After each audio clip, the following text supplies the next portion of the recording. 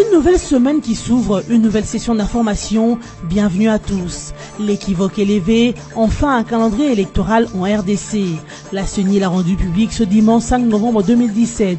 Les élections présidentielles, législatives et provinciales sont prévues pour le 23 décembre 2018. Le nouveau président de la République prêtera serment le 2 janvier 2019. Un calendrier que l'opposition rejette, pour lequel la MP s'apprête pour des échéances électorales, mais la CENI responsabilise toutes les parties prenantes. Au Sud Kivu, Abbas Kayonga, ancien responsable de service antifraude, est mis aux arrêts, suspendu de ses fonctions le 2 novembre dernier par le gouverneur Nyamugabou pour tracasserie. Abbas Kayonga s'était rendu à la MONUSCO qui par la suite l'a rendu aux autorités judiciaires. Une arrestation qui a secoué la ville de Bukavu, causant ainsi des morts et des blessés. L'actualité aux États-Unis d'Amérique, où une nouvelle fusillade a eu lieu au Texas dans une église vers 11h20 ce dimanche 5 novembre. 26 personnes y ont laissé leur vie, mais aussi plusieurs personnes ont été blessées. Dans sa tournée asiatique, le président Trump a présenté ses condoléances aux familles éprouvées. Il a cependant instruit que tout soit mis en place pour assister les familles touchées, mais aussi connaître le mobile de l'attaque.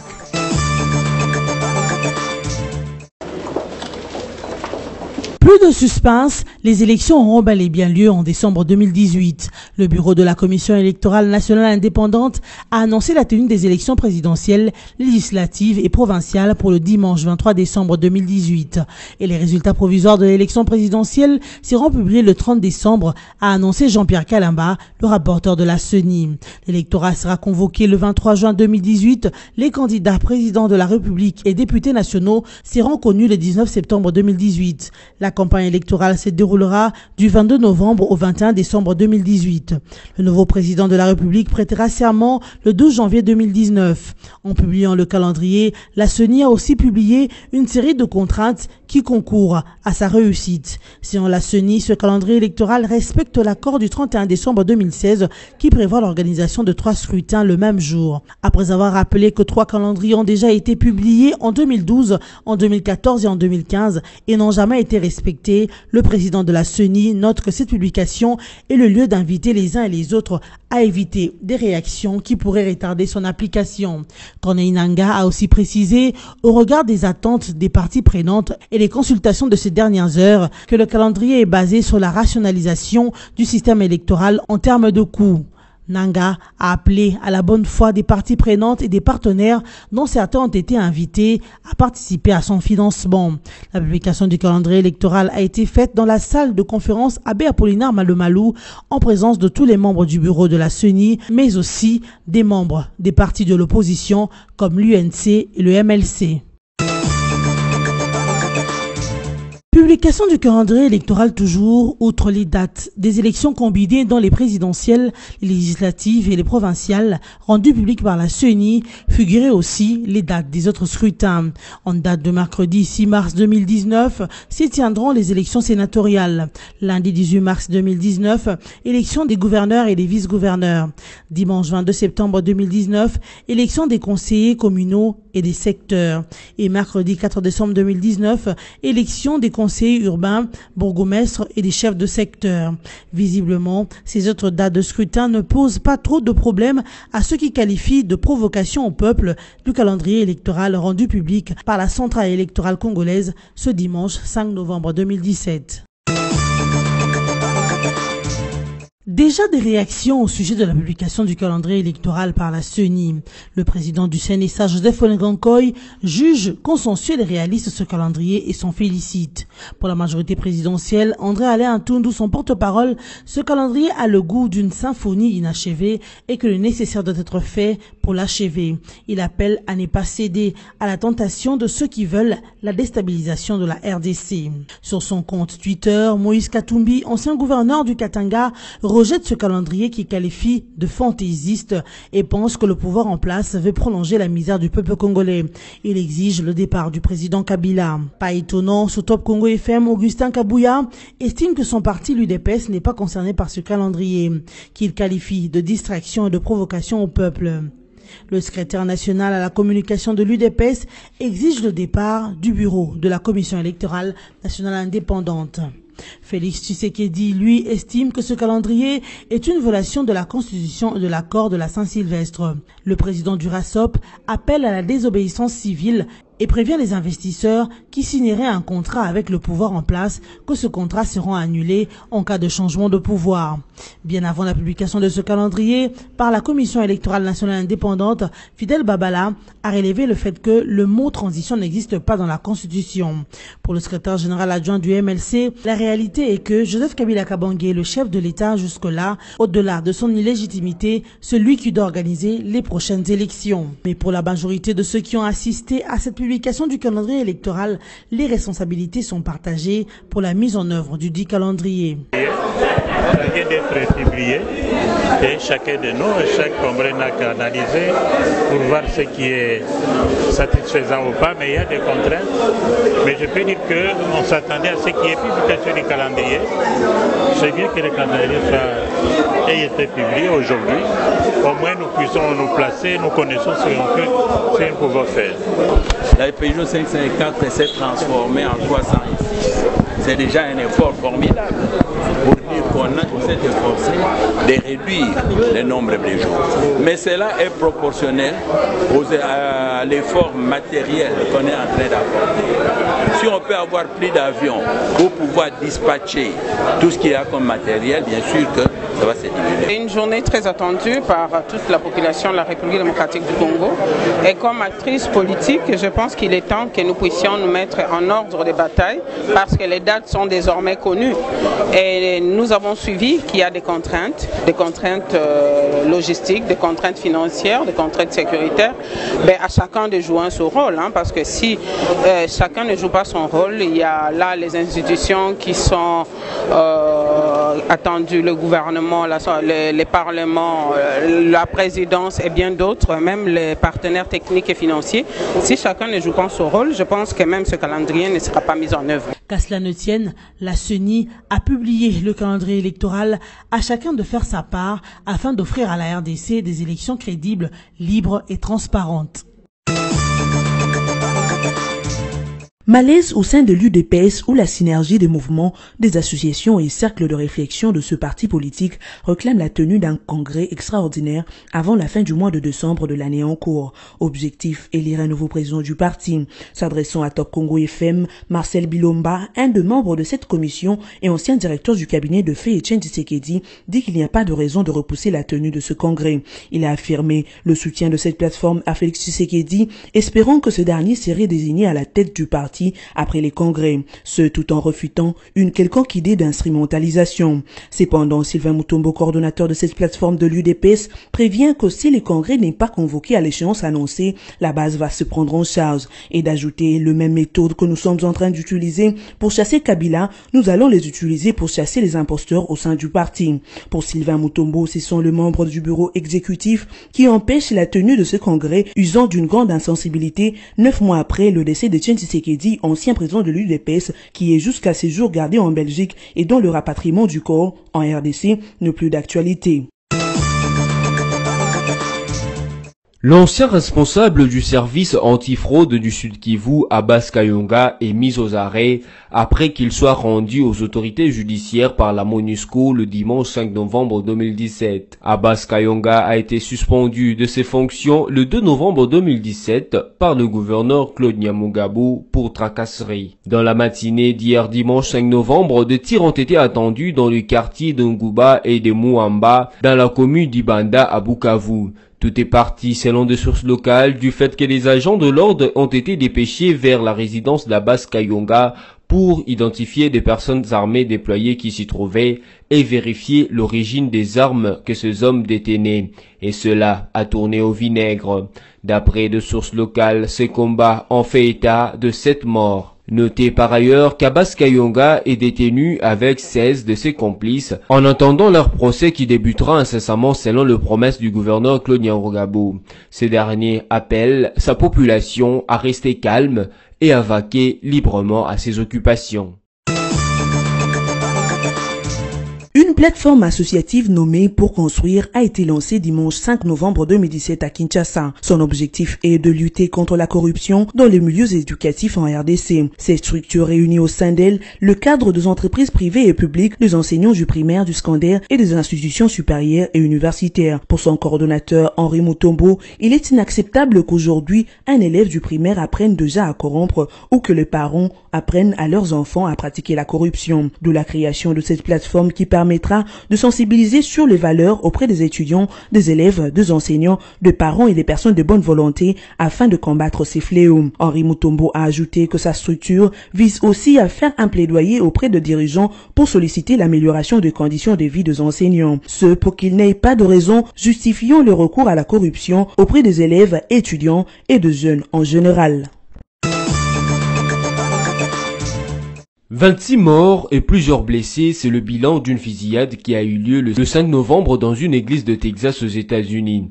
Selon les autorités de San Antonio, capitale de l'État du Texas, c'est vers 11h20 que le tueur est arrivé et a commencé à tirer d'abord à l'extérieur de l'église, puis à l'intérieur.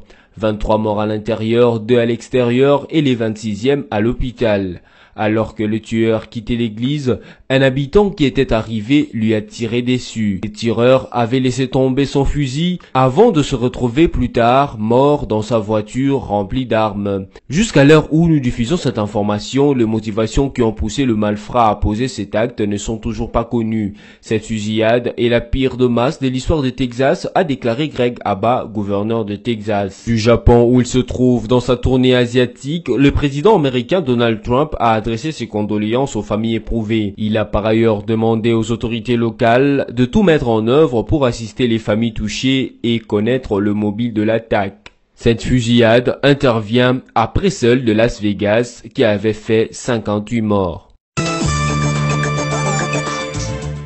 Une nouvelle conférence des Nations Unies sur le climat s'est ouverte ce lundi 6 novembre 2017 à Boom en Allemagne. 2 ans après la COP21 de Paris, cette nouvelle rencontre, soit la COP23, prévue dès ce lundi 6 au vendredi 17 novembre 2017 au siège de la Convention climat de l'ONU, rassemblera les représentants de près de 200 pays. Ces derniers se retrouvent à la COP23 pour débattre de l'avancement des objectifs et des ambitions de l'accord de Paris et avancer sur les lignes directrices de sa mise en œuvre. Une semaine avant l'ouverture de la COP23, l'Organisation météorologique mondiale avait publié un bulletin annuel inquiétant. Selon elle, la concentration de dioxyde de carbone dans l'atmosphère a battu un nouveau record en 2016, 403,3 parties par million contre 400 en 2015. En outre, un bilan de l'ONU a mis en garde juste avant contre l'écart catastrophique entre action et besoin au terme d'une année marquée par des désastres de grandes ampleurs comme les dérèglements climatiques en promet selon les experts.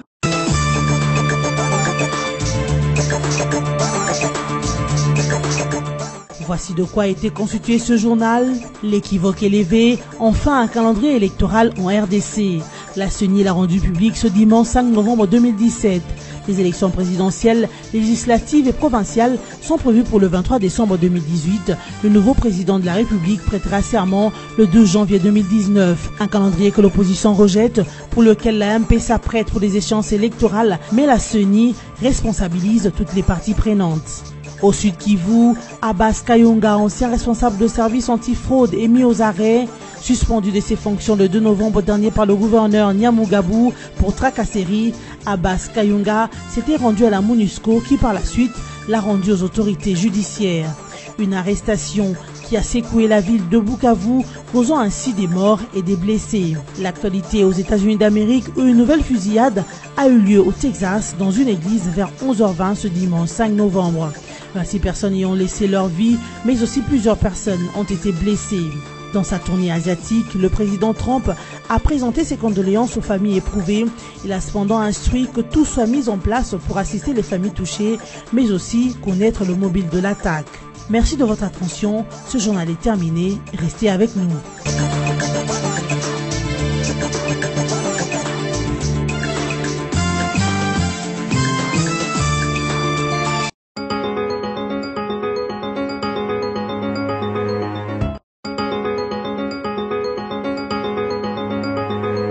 début de semaine, mesdames, messieurs, bienvenue à la revue de presse en ligne de ce lundi 6 novembre 2017. La publication du calendrier électoral et l'arrestation d'Abbas Kayonga, deux sujets qui font la une de presse en ligne de ce début de semaine. Ouvrons cette revue de presse avec Congo Virtuel qui écrit « Enfin, le calendrier CENI, élections en décembre 2018 ». Les élections présidentielles, législatives nationales et provinciales auront lieu le 23 décembre 2018. C'est ce que retient le calendrier électoral publié enfin par la CENI ce dimanche 5 novembre 2017 au siège de la centrale électorale nationale. La publication des résultats définitifs de l'élection présidentielle, de loin la plus attendue, est prévue pour le 9 janvier 2018, tandis que la prestation des serments et l'installation du nouveau président élu est fixée au 12 janvier 2018. Suivant ce calibrage, l'on note que le délai des 504 jours que la CENI s'était imparti pour l'organisation des élections après l'enrôlement des électeurs a été réduit à plus ou moins 330 jours, étant donné que la fin de l'enrôlement des électeurs est fixée au 31 janvier 2018. Pour les autres scrutins, les sénatoriales sont prévues le 6 mars 2019, les gouverneurs des provinces le 18 mars 2019, les conseillers urbains, bourgmestres et les chefs des secteurs le 4 décembre 2019. Poursuivons cette revue de presse avec Forum des As qui titre à sa une « La présidentielle étant prévue le 23 décembre 2018 ». Un nouveau président le 9 janvier 2019 en RDC. Chose promise, chose due. Le calendrier électoral global en RD Congo, annoncé pour la fin de la semaine dernière, est enfin là.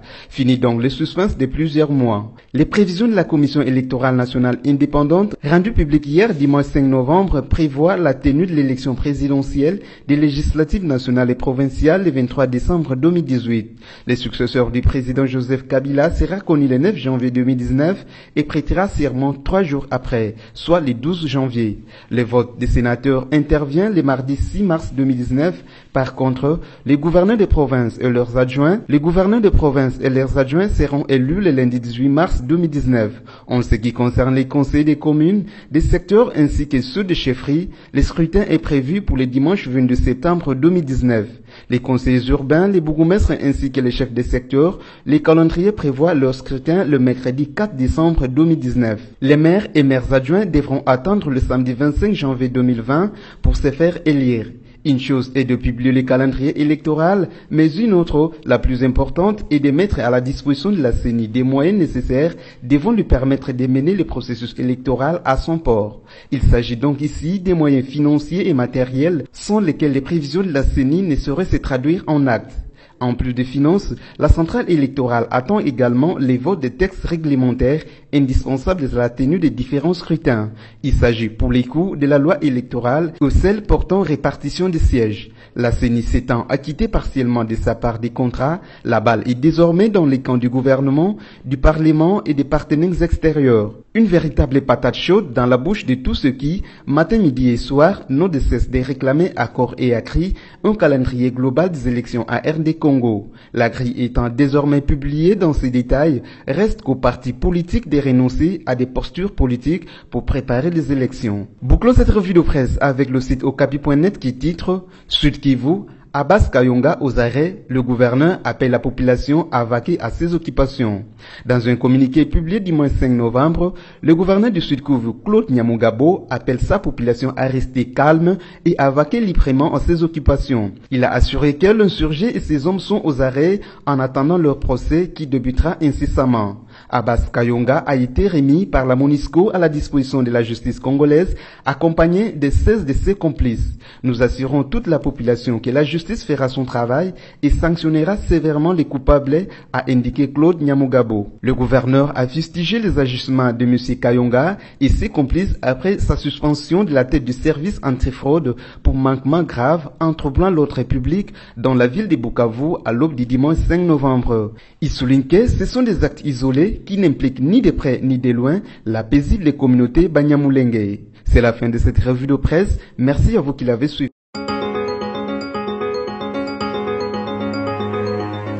Congo Panorama, votre magazine d'actualité est à nouveau dans vos bacs avec son édition de la rentrée et ses rubriques diversifiées. Coopération et diplomatie, 8 nouveaux ambassadeurs accrédités en RDC, l'Union africaine au front contre l'Union européenne. Séjour du chef de l'État aux Nations Unies, Joseph Kabila, très sollicité, étrange, le processus électoral est fixe et irréversible. La une du Congo Panorama est consacrée à l'armée. Réforme de l'armée, le FARDC en puissance. Votre magazine revient aussi bien sur le monument aux soldats congolais qu'à l'inauguration de l'académie militaire ainsi qu'aux différentes sortes de régiments et bataillons après leur formation. Économie et finances, découvrez nos articles sur la réforme fiscale en RDC, l'évaluation de la feuille de route du FPI, les performances de la SONAS au premier semestre 2017. En société, Maman Olive Lembe revient au chevet des enfants malades. Il est sur tous les fronts. Éditorial signé Yvon Ramazani. L'éditorialiste révisite les actions du chef de l'État qui aura joué aux démineurs aussi bien sur le plan de l'économie que de la sécurité, la politique, la réconciliation au Kasaï. Congo Panorama, c'est également une édition surprise spéciale Congo Central, une province qui se modernise. Découvrez les investissements et innovations comme le nouveau bâtiment du gouvernorat. Découvrez également l'interview bilan du gouverneur Jacques Badou et cet éditorial qui lui est dédié par Yvon Ramazani. Il a osé. Congo Panorama, s'investir pour un Congo émergent. Congo Panorama, toute l'actualité à votre portée.